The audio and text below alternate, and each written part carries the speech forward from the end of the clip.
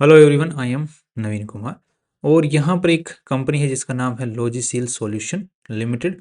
अब इसका जो आईपीओ है वो 28 नवंबर से 2 दिसंबर के बीच में खुलने वाला है। वैसे तो ऑलरेडी 30 नवंबर आज के दिन हो चुके हैं। दैट मीन्स कि 2 दिसंबर परसों के आसपास ये बंद हो जाएगा। तो उससे पहले ये कंपनी आज के दिन कैसी लग रही है लॉन्ग टर्म के लिए, शॉर्ट टर्म के लिए, लिस्टिंग गेन के लिए, उसको देखने की कोशिश करते हैं। तो यहाँ पर 30 करोड़ ये कंपनी टोटल उठाना चाह रही है, जिसमें से 7.2 करोड़ रुपीज़ तो कंपनी के प्रमोटर्स के पास में जा रहे हैं। बाकी जो है 30 करोड़, सॉरी 39 करोड़, 40 करोड़ रुपीज़ उठाना चाहिए, जिसमें से 30 करोड़ तो कंपनी के पास में जा रहे हैं। बाकी 7.2 करोड़ रुपीज़ कंपनी के प्रमोटर्स यहाँ पर अपना स्टेक सेल कर रहे हैं। लगभग 60% ही रह जाने वाला है प्रमोटर्स के पास में आफ्टर दी आईपीओ। अब ये कंपनी करती क्या है, तो ये कंपनी सॉफ्टवेयर्स वगैरह, ऐप्स वगैरह जो एआई का यूज़ करते हुए जो बिजनेसेस होते हैं उनको हेल्प करती है। राइट, उनको पूरा डिजिटलाइजेशन भी प्रोवाइड करती है, साथ में सिक्योरिटी भी प्रोवाइड करती है, ऐप्स बना के देती है, साथ में उनको यूआई यू नो किस टाइप का उनको चाहिए, कि कस्टमर्स को किस टाइप का फ्रेम उनको दिखे वेबसाइट्स के थ्रू, ऐप के थ्रू, फ्रेम वो सब कुछ डिज़ाइन करके देती है।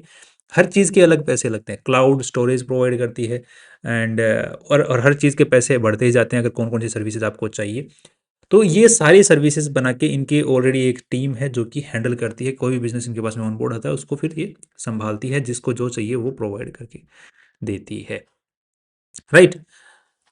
सो आज के दिन इस टाइप के काम करने वाली और भी बहुत कंपनियां हैं, और आने वाले टाइम के अंदर में और भी बहुत कंपनियां इस टाइप का काम करने वाली हैं। आज भी बहुत हैं मार्केट के अंदर में इस टाइप की कंपनियों का आज के दिन जंजाल छाया हुआ है। एंड ज़रूरत भी है, और भी कंपनियों की ज़रूरत है इस टाइप की, बिकॉज फ्यूचर ही यही है, यहीं पे बैठने वाला है सारा का सारा फ्यूचर। और एआई का ये यूज़ करती ही है, तो एआई तो आजकल हर कंपनी जो कि इस टाइप के फील्ड में काम करते हैं उसको यूज़ करना ही पड़ता है।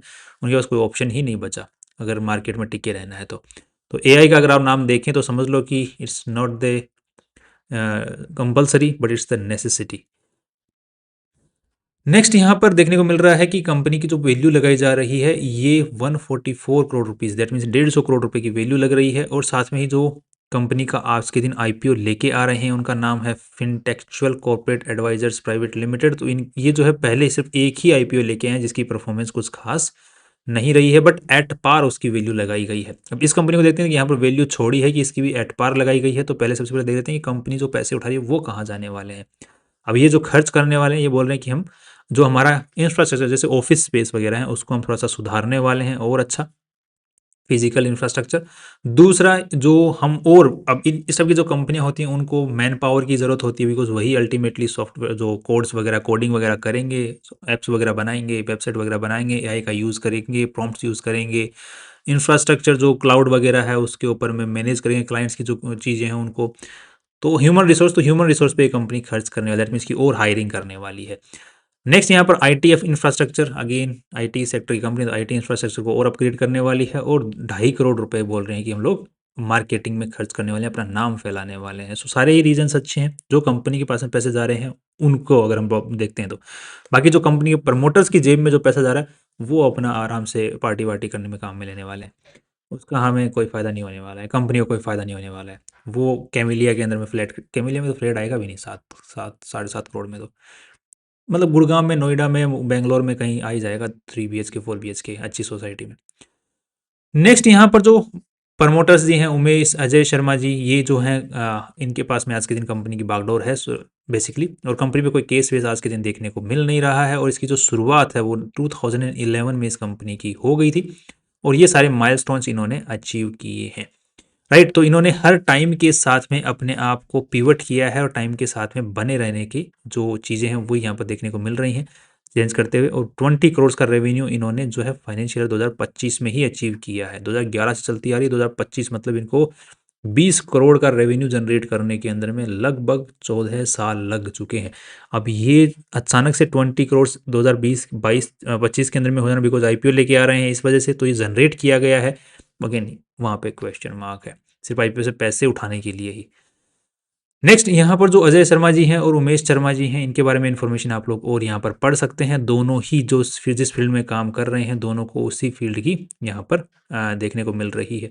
एंड सॉरी, ये जो उमेश शर्मा जी हैं, इनको तो जो आईटी फील्ड की ही एजुकेशन है, और दूसरे जो हैं इनका एमबीए कर रखा है अजय शर्मा जी ने, business management from Birla institute of management, Punjab technical university, business BIMT, ये कौन सी यूनिवर्सिटी है?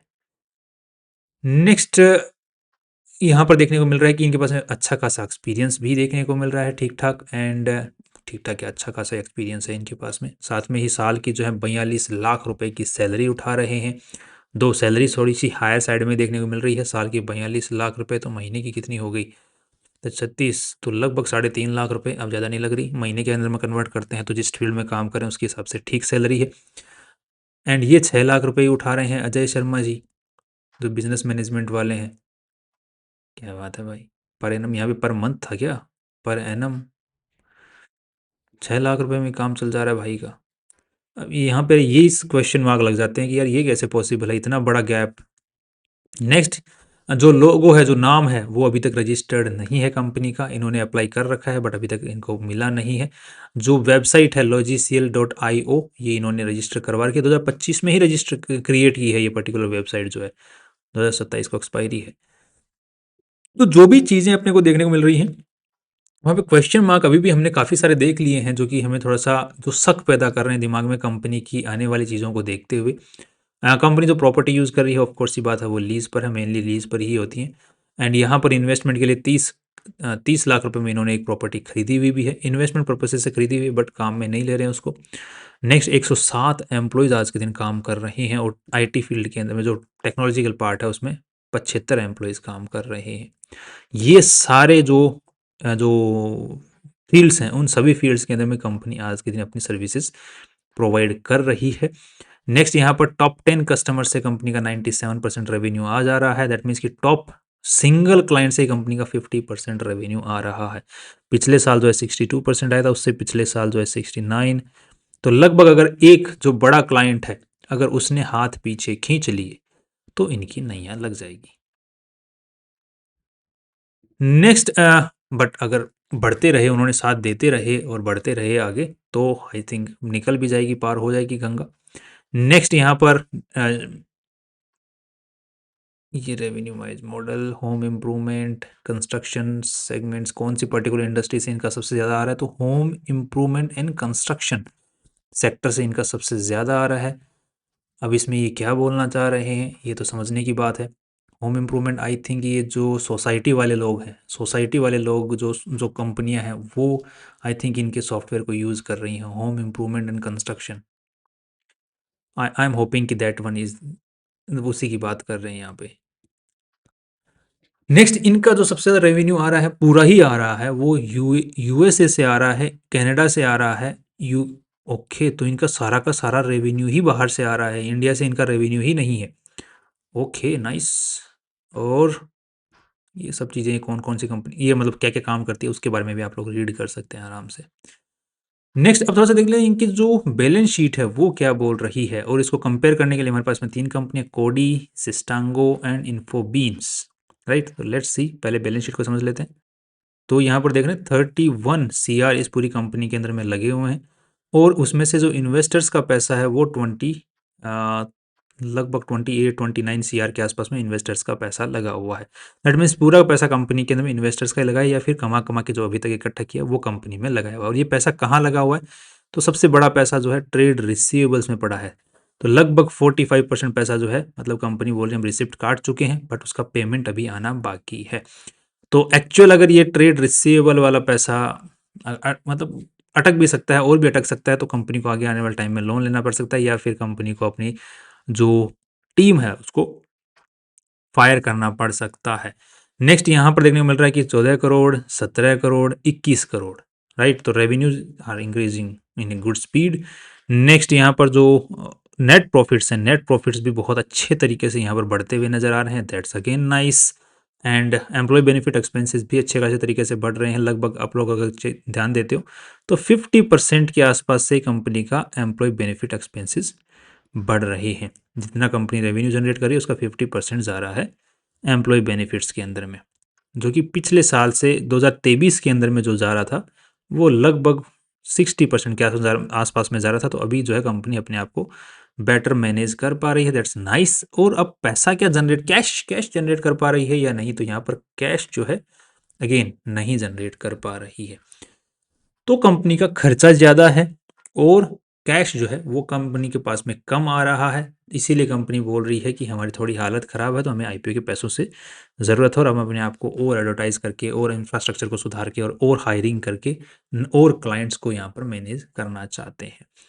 सो अब हमने रिस्क देख लिए। रिस्क कौन कौन से हैं? कुछ तो मैनेजमेंट के रिस्क भी हैं एंड कुछ यहाँ पर कंपनी के बिजनेस को लेकर के रिस्क हैं, कुछ दिमाग ज़्यादा लगा रखा है उसके भी रिस्क हैं, और मुझे डाउट्स बहुत ज़्यादा हो रहे हैं। क्लाइंट्स इनके पास में सिर्फ सिंगल क्लाइंट है मेन बड़ा, उसके बाद में इनके पास में कुछ खास क्लाइंट नहीं है। रेवेन्यू मोस्टली बाहर से ही आ रहा है, इंडिया के बाहर से, तो वो कर पाना करेक्ट, चेक कर पाना वो थोड़ा सा दिक्कत भरा हो सकता है फ्यूचर के अंदर में अगेन।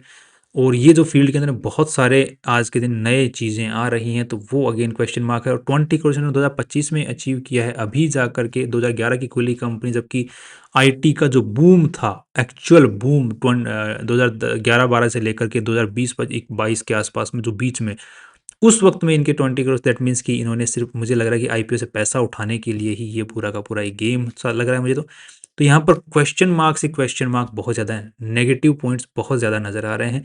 जिस वजह से मैं इसमें लॉन्ग टर्म शॉर्ट टर्म घुसना पसंद नहीं करूँगा। बट अगर आपको लगता है कि बिकॉज अगर हम लोग एक चीज़ पे नज़र डालते हैं, that is this one, profit after tax that is 7 crore का इन्होंने कमाया है।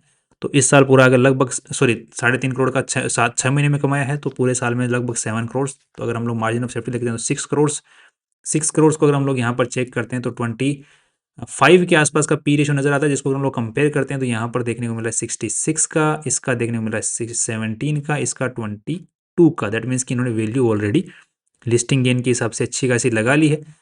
दूसरा पीबी रेशियो के हिसाब से अगर हम लोग वैल्यू को चेक करने की कोशिश करते हैं, that is here net worth is 27 CR, और यहाँ पर कंपनी के पास में जा रहे 30 के आसपास में, तो 55 मान लो खर्चा वर्चा निकालने के बाद में। सो 55 के हिसाब से देखा जाए तो लगभग 2.7 के आसपास का पीबी रेशियो बनता है, जिसको कंपेयर करते हैं तो 414। दैट मीन्स कि पीबी रेशियो के हिसाब से ज़रूर यहाँ पर वैल्यू नज़र आ रही है।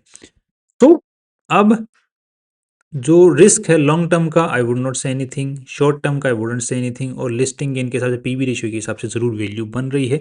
तो शॉर्ट टर्म और लिस्टिंग गेन के अंदर में उस चीज़ का फ़ायदा शायद मिल सकता है, there are chances, but again risk लेने वाली बात है। अगर आपको लगता है कि आपको रिस्क ले सकते हैं तो अपने पोर्टफोलियो का मतलब अगर नीचे जाता भी है तो रिस्क का मतलब ये नहीं होता कि आपका पैसा अचानक से पूरा ही डूब जाएगा। आपने अगर अभी 2 लाख से ऊपर की फाइल लगती है एक सिंगल फाइल, राइट, तो 2 लाख रुपए पूरे डूब जाएंगे, ऐसा नहीं होता। बट ये होता है कि आपका 2 लाख का नीचे आ सकता है पोर्टफोलियो, ये अपनी सही वैल्यूएशन पे आ सकता है, मार्केट इसको लेके आ सकता है नीचे की तरफ में।